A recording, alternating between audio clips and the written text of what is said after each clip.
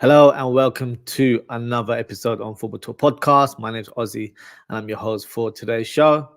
After another long match week, there were a couple of fixtures involving Liverpool and Man City. Liverpool managed to get 2 wins out of 2, the same scoreline each time. City, on the other hand, beat Brentford midweek, but drew to Chelsea over the weekend, which was a huge surprise. So let's begin and discuss all the fixtures. We'll start with Brentford versus Liverpool. And yeah, big result for Liverpool there. Another midday kickoff for the Reds, which we all know is Klopp's favourite time slot. But we haven't done too bad this season. In fact, we've not lost in a midday fixture all season. So in terms of the team performance, it wasn't vintage Liverpool, but it was a professional performance where we were very clinical in front of goal. But the performance was clouded by the injuries that Liverpool suffered. Curtis Jones left the pitch with an ankle injury. Jota took a huge knock on his knee from Norgard's challenge. He could be ruled out for the remainder of the season. And Darwin Núñez was taken off at half-time with a muscle injury. And speaking of Darwin Núñez, he scored a fantastic goal, chipping the goalkeeper with pure finesse. Great assist from Jota with a header. We probably made it look easy than it really was. Salah came off the bench just before halftime to replace the injured Jota, and he played like he hasn't missed a step with a goal and assist. The king is back. His assist for McAllister's goal was sublime and nice finish from the Argentine midfielder, playing a bit more further up in midfield, so I'm sure he'll certainly add goals to his games. Salah gets on the score sheet himself, going through on goal, shoulder barging Ben Mee to the ground and hitting the back of the net with a clinical finish. Ivan Toney gets a consolation goal late in the game. Gakpo responds with a finish to end the game 4-1. So a great victory for Liverpool. 3 points on the board, but the fixtures don't end there, as Liverpool also faced Luton Town in this double match week. And this match took place yesterday. Same scoreline, 4-1 to Liverpool. Another great win. The number 4 seems to be the magic number right now as we're going for the quadruple. But the game didn't start well in terms of the scoreline, as Luton Town surprised everyone with the opening goal. It pretty much came out of nowhere. Poor goalkeeping from Kelleher. You should have done better, in my opinion. Can't really get beaten in the near post. And Ogbene heads the ball into the back of the net to score for Luton Town. Liverpool showed urgency to equalise just before half-time, but just didn't have the killer instinct in front of goal. But in the second half, I'm not sure what Klopp said to the players, but whatever it was, it worked. And it was a completely different team that turned out. And speaking of number 4, our captain Virgil van Dijk gets the equaliser with a bullet header. Then before you could put your drink down, Liverpool get the second. Great throwing from Conor Bradley to McAllister, who hooks the ball into the 6-yard box, and Gakpo heads it in with power into the back of the net. And that didn't stop there. We managed to get the third goal through Luis Diaz, who was a menace throughout the whole game. Great pressing from Robertson to claim the ball off Luton Town. Diaz gets the loose ball and hits a clean finish with his left foot. Our star boy Harvey Elliott gets on the score sheet himself, as Jayden Danns, who made his professional debut last night, hits a lovely pass towards Gakpo. His pass is blocked by the defense, and the ball is left loose on the edge of the box with no one grabbing onto it. So it's Harvey Elliott that reacts first and smashes the ball into the corner to make it 4-1 and topped off another great performance. That victory puts Liverpool 4 points clear from the top.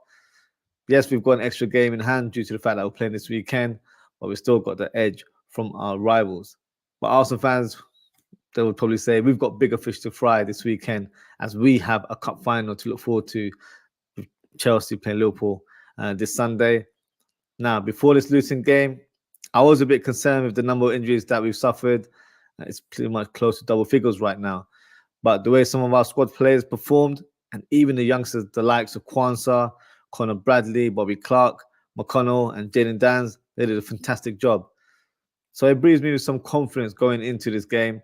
Big talking point will be with regards to Núñez and Salah. Are they available for this fixture, as they weren't even selected in the squad?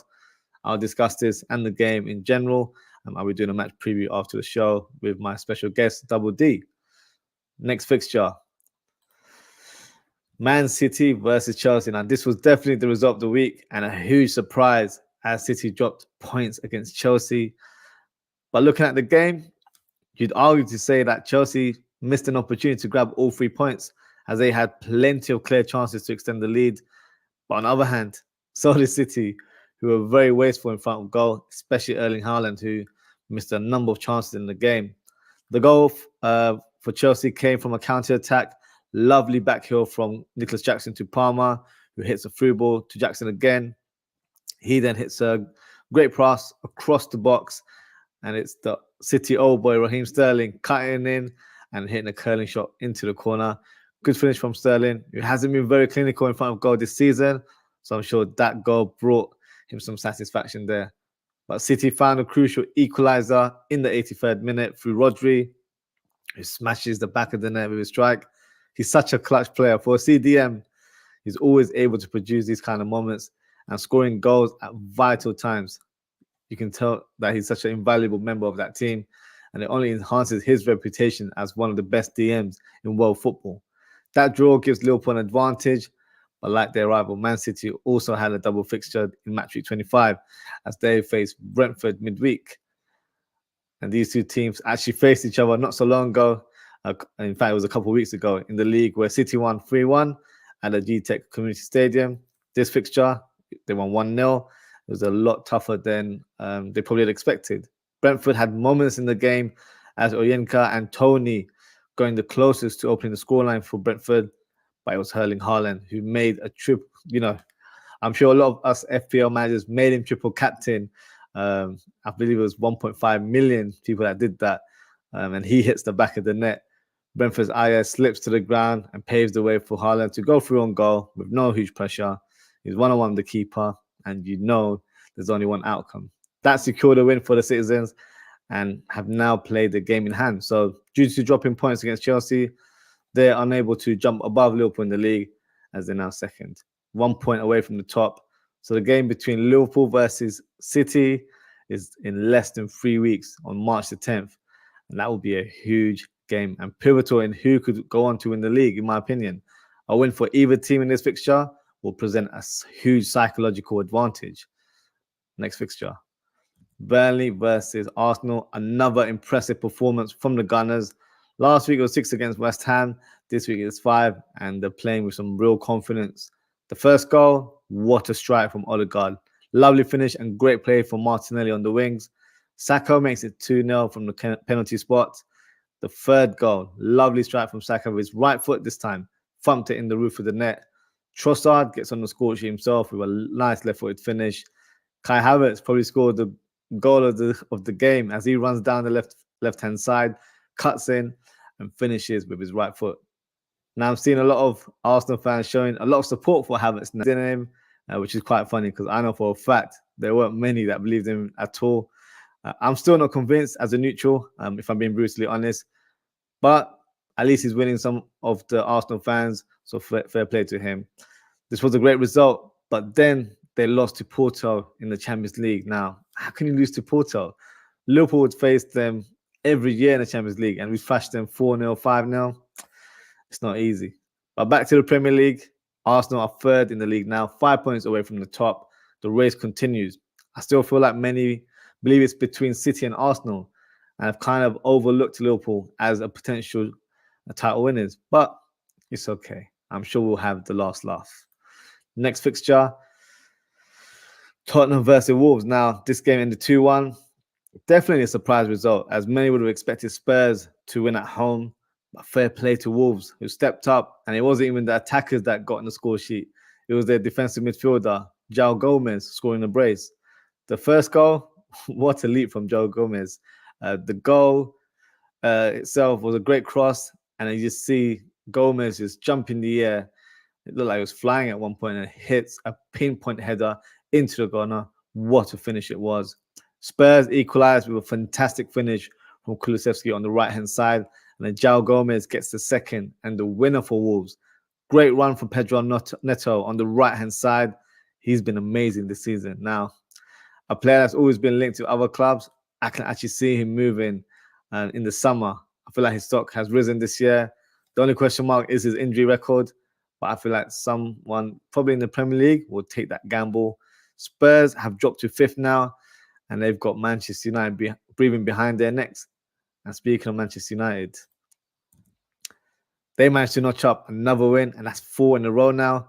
Højlund opens the score sheet. Great finish from him. 6 goals in a row for the striker. Mistake from Luton as Højlund drives towards goal and finishes clinically with his left foot. Then he makes it 2-0 with a clever finish as he pretty much chests it down from Garnacho's shot into the back of the net. That's 7 goals on the bounce, if you include the second goal. He's really picked up form and he's showing his true potential right now. Luton Town get a consolation goal through Morris with a header. Now, Luton Town will feel slightly disappointed for not getting the point at least, as they showed a good account of themselves. And Ross Barkley was very close to scoring in the latter stages with a header, but it wasn't to be. Also, another big point was the incident between Casemiro and Barkley. United should have had a red card. That was a sending off all day long. But hey, you had the Manchester United fan and referee David Coote in the middle of the park. So he seemed to ignore that one or didn't see it apparently. Surprise, surprise. But United have moved to 6th in the league now, 5 points away from 4th spot. So the race for 4th spot is heating up right now. And speaking of the team that's 4th, that's Aston Villa. They've managed to get the win and maintain their position in the league. Ollie Watkins grabs the headlines after scoring a brace with 2 great finishes. Muniz gets the consolation goal for Fulham. Now, he looks impressive to me, a proper poacher in front of goal. I was impressed with his performance last week where he scored a brace, and he's doing fantastically well with Jimenez being absent right now. Villa face Nottingham Forest on Saturday at home, so another important game to hold off any team trying to take their spot in the league. Next fixture, we've got Newcastle versus Bournemouth, which ended 2-2. Newcastle managed to get a valuable draw in the end. The first goal, a costly slip for Dubravka with Solanke capitalizing and hitting the back of the net. Then Newcastle were awarded a penalty as Fabian Schär's shirt was pulled. My opinion is a bit of a soft one, but hey, the rules are the rules. Gordon steps up and hits the bottom corner from the penalty spot. Semenyo gives Bournemouth the lead with a fantastic strike from the right-hand side, hits it with pure venom. He's been missed in the last few weeks as he was participating in AFCON. And Matt Ritchie gets the crucial equalizer for Newcastle from point-blank range. His first goal in 4 years, so a big celebration for him. Next fixture, Nottingham Forest versus West Ham now. West Ham weren't able to make things right and go back to winning ways after a huge defeat against Arsenal last week. The winning goal came from Wanwi. What a finish it was. Great first touch and a lovely left-footed finish. Calvin Phillips not having the best of times right now. He was sent off with a second yellow. Hudson-Odoi scores from close range to make it 2-0 for Forest. A good win for Nottingham Forest as it gives them a bit of breathing space towards that relegation zone. They're now 16th with 24 points. Speaking of the relegation zone, Sheffield United got absolutely demolished once again, and this time it was in the hands of Brighton. Holgate was sent off early on in the game with a horrific tackle on Mitoma, and rightly so. He's an awful footballer, if you ask me. Blaze are down to 10 men, and it went downhill from there. Buonanotte scores the first goal with a header. Took a moment to realize if that goal counted because the players weren't sure if it went across the line, but they found out and they celebrated in style. Welbeck smashes it to make it 2-0. An own goal from Robinson to make it 3-0 for Brighton. Adingra makes it 4-0 with a great finish. He comes back with a bang after winning AFCON with Ivory Coast. And then he follows up with a second goal. Had a huge deflection, but hey, I don't think he cares. 5-0 to Brighton. A great victory for the Seagulls. And that moves them up to 7th in the league. And the final fixture, Everton versus Crystal Palace, which ended 1-1. Now, before we talk about the game, unfortunately, Roy Hodgson was taken to hospital during a training session. So first thing first, I hope he makes a quick recovery. And unfortunately, he's now stepped down as manager and has left the club on his own terms rather than being sacked because there was a lot of pressure with Crystal Palace not doing so well. Palace have now appointed Frankfurt's Oliver Glasner which is an interesting appointment. I'm intrigued to see how he does at the club. But before he can put his imprint onto the team, he needs to ensure that Palace secure Premier League status, as they are currently in a relegation battle now. In regards to the game, an evenly contested fixture, Jordan Ayew opens the scoreline with a fantastic strike into the corner, but Onana levels it for Everton with a header late in the game. That point has taken Everton out of the relegation zone now, but only on goal difference. So that's my Match Week 25 review. Just got a couple of comments here. First comment from Madison. Thank you, Madison, for your comment. Thank you for tuning in. Should the jury still be out for Poch? Yeah, I'd say so. That club is a bit of a mess, to say the least. It's a funny one because they show moments where you feel like, oh, maybe, they're about to springboard and continue on some good form, and they kind of fall back into the next fixture. So the performance against Man City tactically was the right approach. But in terms of the team, I don't know. It's a team that lacks leaders. It's a quite young team, so I can't really put blame on Poch in terms of their current sort of position or the way they're playing, because he's not really recruiting the players. It's coming from someone higher up who's playing career mode right now and just buys any player or any hidden gem that they feel like. And yeah, just brings them back to the club. They either play for Chelsea straight away or they get sent out on loan to another club, which is Strasbourg, one of the clubs that is under their ownership. So no, I think with Poch, I think they should stick with him personally. I do rate him as a coach, but I wouldn't solely blame the performance of this team down to the manager alone. I think the players have to take some responsibility. So the likes of Sterling, who for me hasn't really lived up to it. We know what he's capable of. We've seen it over the years, and he hasn't really shown that form in the Chelsea shirt. You've got some bright sparks in the team. You've got Cole Palmer, who's done really well. They lack firepower, so that's something they will need to address in the summer.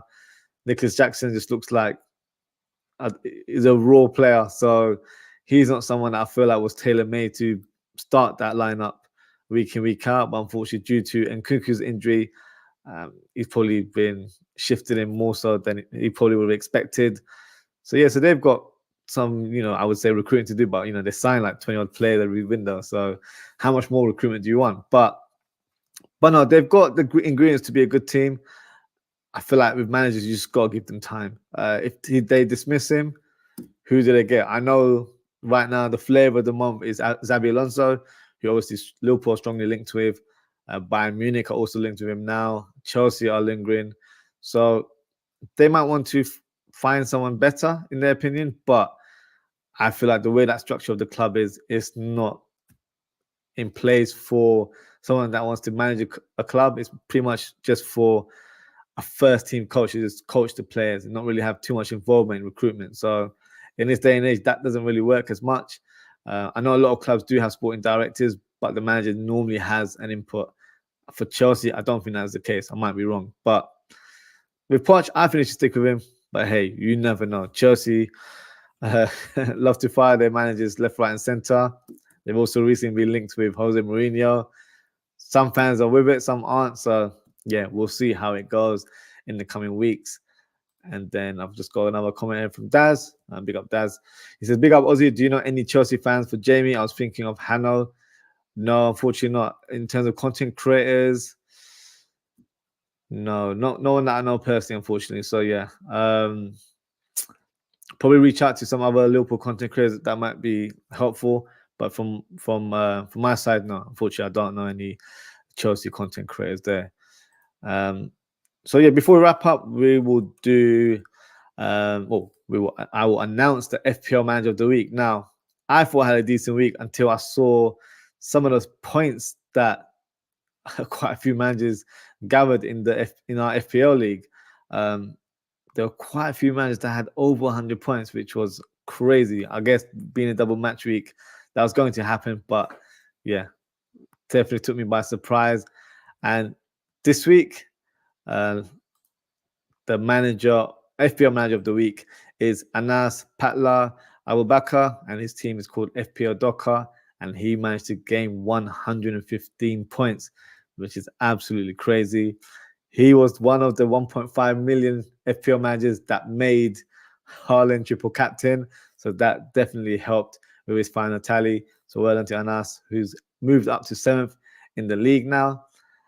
I've got 70 points and thought I had a decent score until I reviewed the league earlier today. How wrong was I? I've actually dropped to 48th in the FPL. I've also got quite a few injuries, so I need to do some wheeling and dealing. I may go for a free hit this week as well. But hey, let's see how it goes for me in terms of the next match week. And that concludes the show for today. So thank you to everyone for tuning in. Thank you to Daz and Madison for the comments. Just got a couple more comments here. From the Liverpool 12th man, who says big up to Daz. And of course, big up to Ozzie. Appreciate 12th man as always. Thank you for tuning in. And yes, if you haven't already, please don't forget to like, comment, share, and subscribe to the channel. The next show will literally be in 7 minutes as I do a match preview of Liverpool versus Chelsea in the Carabao Cup final. I'll be joined by a special guest in the name of Double D. So, hey, you've got a few minutes to grab yourself a drink, get some snacks. It'll be a great show.